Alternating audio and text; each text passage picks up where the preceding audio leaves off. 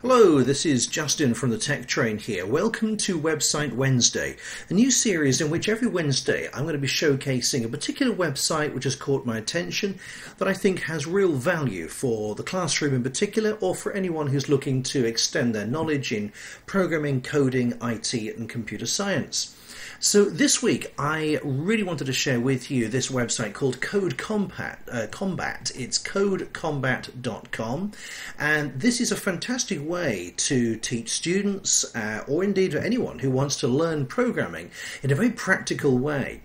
In essence, what's great about CodeCombat is it gets you typing code right from the very beginning in a way that has real immediate purpose. So it combines the idea for children's love of computer games with the idea of actually programming, not just clicking and dragging and putting blocks here and there, but actually typing code. And that's what's really successful with this. The CodeCombat team, there is a team of people who have put this together, but this is also more than just a company or a team of people in an office. This is an open source community with a lot of people who have worked with it, hundreds and hundreds of people, in fact several thousand people now I think, have worked on this project, looking at some of the issues, problems, opportunities. So here's the team behind it. There's Nick Winter, who's the CEO. And you see here we've got 500, they've listed there, people within the community who have helped to develop this. It's very, very successful so far in the last 3 years. Over 5 million people have played and have actually written this code. It's across 200 different countries, 1 billion lines of code, and in particular for a lot of people, particularly those in school, particularly perhaps those in school in the UK, Python, which is about the most popular programming language in schools at the moment, is very much one of the elements that you can choose to follow. Also, JavaScript is there as well, which is also a popular choice for many. Let's dive straight in and have a little look at how you can get started with CodeCombat. What does it actually look like? So first of all, I'm going to go to CodeCombat.com. You have two options on the right hand side. You can go in as a teacher or a student. Now for teachers, the great opportunity here is that you can import your classes, you can set up your classes of students, you can guide them in the direction that you want to take them, you can decide on what they're going to be doing and when, you can overlook what they're doing, you can see their progress. So for teachers it gives them control over what the students are doing, and it gives them feedback on how they are progressing. Students of course can do similar. They can go in, join the class, they can then get the support they need and the structure from their teacher. However, you don't need to be either. You can simply dive straight in with a Learn to Code, Play Now. So if I click the Play Now button, we'll have a look at what this actually looks like.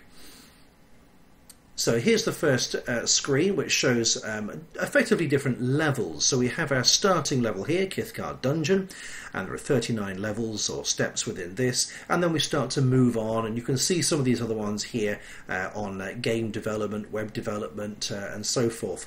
Kithgard Dungeon then is the first step. You can see it's a course that lasts between 1 and 3 hours, and it's looking at these basic things here. So syntax, methods, parameters, strings, loops, variables. Basically for any computer science teacher or IT teacher who has been given the task of teaching programming and computer science to students, this is a fantastic way of diving straight in a way that's really going to grab students' attention. Let's click play and have a look at how this works. So first of all, we've got ambience, we've got sound effects, we've got an engaging visual interface here, and you can see fairly obviously we've got our starting point. So we're going to click on that starting point. This gives us our first quest, our first task, if you like. Grab the gem and escape the dungeon, but don't run into anything else. In this level, you'll learn basic movements for your hero. That sounds fun. Of course, for the computer science teacher, we can see here basic syntax. If you've got a class of 30 students doing this, you may not want the music, of course, to be on the whole time, so headphones are an option, of course. Alternatively, you have got a sound effect here, or an adjust volume. It says adjust volume, but basically the adjust volume is a toggle between two different volume levels, I think, and off. So I'll just put that on the quietest setting there, so that's the quietest setting, and click play. Not a problem. There we go. So we get to choose the hero. So let's stick with this Satharin Thunderfist. And we get here the choice of language. So you see that there are 4 options at this stage. We've got Python, which is the default one, which is the one that I'm going to use. You also have their JavaScript, of course, not Java, as it gets to some pain to point out. This is not Java. I know some schools are teaching Java, but this is JavaScript. CoffeeScript, don't know that any schools are doing that, but possibly. And of course Lua, which is the popular scripting language for games and mods. So we're going to stick with Python and click Next. And the first thing that we've got to do now is to equip our hero with a nice pair of shoes. Now if we click on that, we can see that these shoes provide the ability for our avatar, our character, to move. This is a very subtle way of basically saying we're going to be looking at some code that allows us to move our character, and so in order to move he's going to equip the shoes. These shoes allow you to then use the move down, move left, move right and move up commands. So let's equip those shoes. They're on, and then we'll click play. So we need to avoid the spikes, we need to collect the gem. There we go. So you can see basically it's a little like Turtle. Think of it like the old classic Turtle game of move up, move left, move right, all that sort of stuff. No turning at this stage, but we're trying to move our character forwards, down, and then forwards again to meet the gem whilst trying to avoid the spikes. So if we click Start Level, of course, we've got the code window on the right hand side, and this is where we're going to be. You can use these methods. There we are, using these methods here on the right hand side. Hero Type your dot code on the right. move Type down. the move down command on line 6. There we go. So it's telling us which to do next. So we've got hero dot move down. So if I type hero dot move down, and then open brackets, close brackets, and then I can run my program here once I put the code in. There we go, I can see the progress here. There we are. So goals incomplete because I haven't yet got to the gem. So the next thing I need to do is to move right. So let's do hero dot move right, and open and close my brackets and run now.